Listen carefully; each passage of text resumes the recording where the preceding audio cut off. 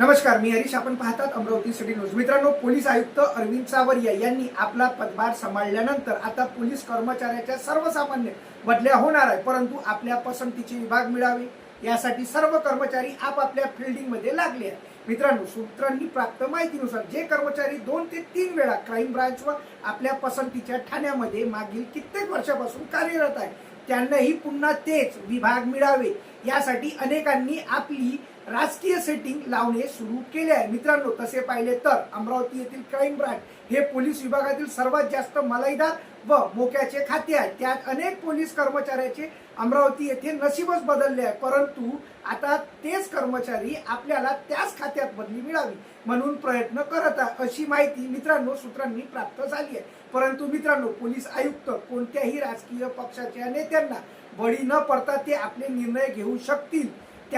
त्याचे मागील रेकॉर्ड ही पाहता हेच लक्षात मित्रांनो येते. मित्रांनो, या अगोदरही जेथे ते कार्यरत होते तेथे त्यांनी कोणत्याही राजकीय पक्षाला न जुमानता अनेक निर्णय घेतले आहे. आता अमरावती शहरासाठीही ते योग्य तोच निर्णय घेतील.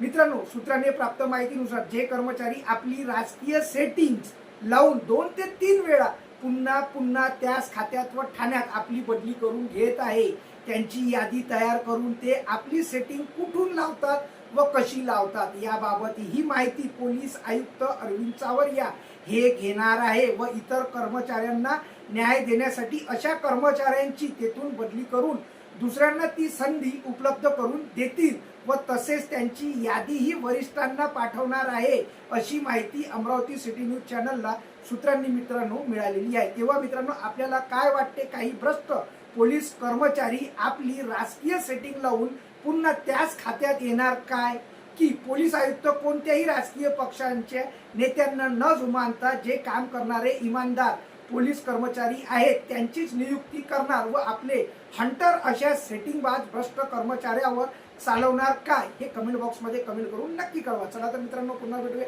नवीन बातमीसोबत. तोपर्यंत पाहत रहा अमरावती सिटी.